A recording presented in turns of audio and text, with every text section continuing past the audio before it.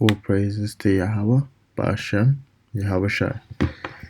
Um, gonna look into this article here. China McDonald's apologizes to Guangzhou. Guangzhou ban on black people. Apologies. McDonald's in China has apologized after a branch in the industrial city of Guangzhou barred so-called black people from entering. A video shared on social media showed a notice that read, "We've been informed that from now on black people are not allowed to enter the restaurant." Now, this more than likely has to do with the fact that they've been saying that so-called black people have underlying health conditions that leave them susceptible to the coronavirus. Okay. McDonald's said that when it found out about the notice, it temporarily closed the restaurant. So this is probably like a franchise, and McDonald's headquarters probably heard that they banned black people. So they have to play their little liberal social mask and act as if they really care when really they don't. It's just affecting their bottom line. Tensions have been running high between Africans and local people in the city. And Africans are in China and they're working, but we all know Chinese people are in Africa, particularly Ghana, Nigeria, and they're just stealing oil out there and they're treating people like crap. So, yeah, last week hundreds of Africans in Guangzhou were evicted from hotels and apartments after online rumors that coronavirus was spreading among African people, community leaders told BBC. And the irony about all of this is that the coronavirus originated in Guangzhou, or to be honest, forgive me, I don't know the exact name of the place, but I know that so-called coronavirus, allegedly originated in China. So for them to be targeting black people seems a bit hypocritical to me, to be honest. But this is the world we live in, where you have the basis man in charge telling you how to be moral and just. Guangzhou is a hub for African traders buying and selling goods and is home to one of China's largest African communities. Why would you want to live in China, bro? The Guangdong provincial government has responded to concerns about discrimination by calling China and African good friends, partners, and brothers. Brothers don't steal from you and scam you and sell you plastic rice. Come on, man. Brothers, really?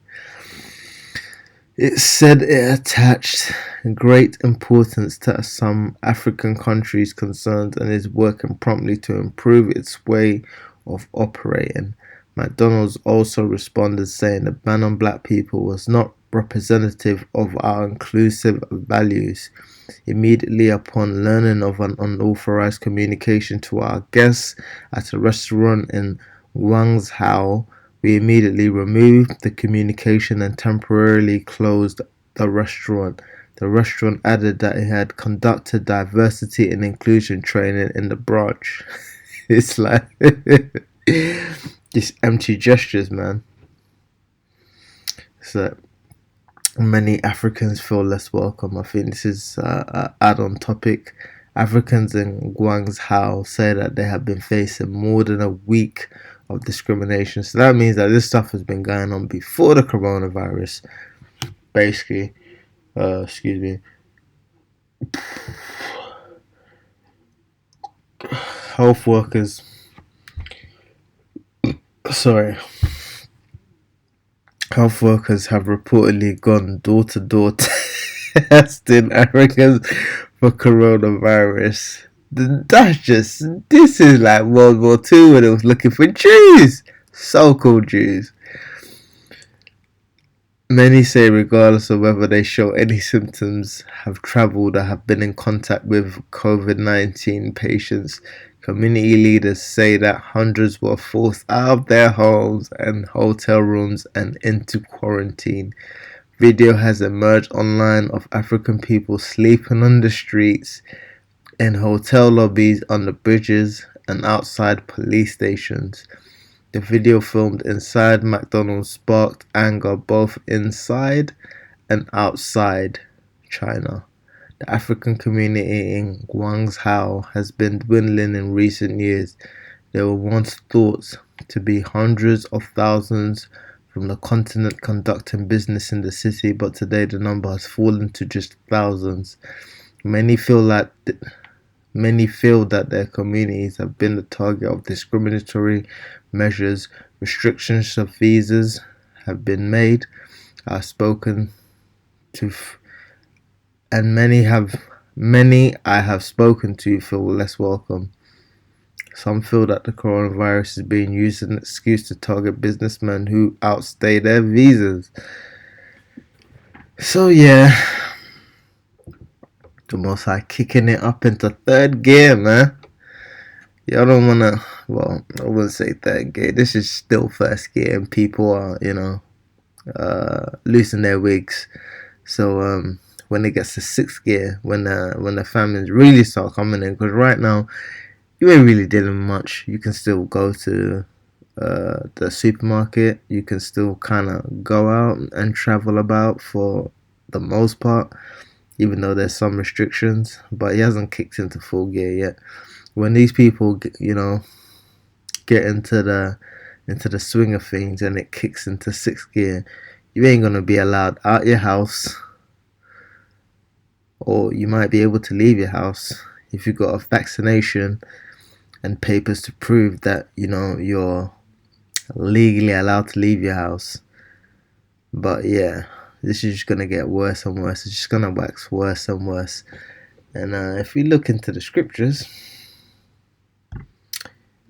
we're gonna see here Matthew 24:8. All these are the beginning of sorrows. For many shall come in my name, saying, I am Christ, and deceive many. Ye shall hear of wars and rumors of wars. See that ye be not troubled. For all these things must come to pass, but the end is not yet. For nation shall rise against nation, and kingdom against kingdom, and there shall be famines, pestilences, and earthquakes in diverse places. All these are the beginning of sorrows. Then shall they deliver you up to be afflicted, and shall kill you. And ye shall be hated of all nations for my name's sake.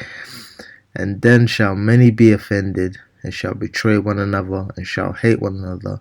And many false prophets shall arise, and deceive many. The false prophets we're talking about, the IUIC camps and them other camps who go against the gospel. Well, I'm not really in a position to say, who's not, but, when you say John the Baptist wasn't in the truth, you're going way off, So, you have all these white people who are speaking as if they know the gospel. So, yeah, there are many false prophets right about now. Even Donald Trump is a false prophet, forgive me.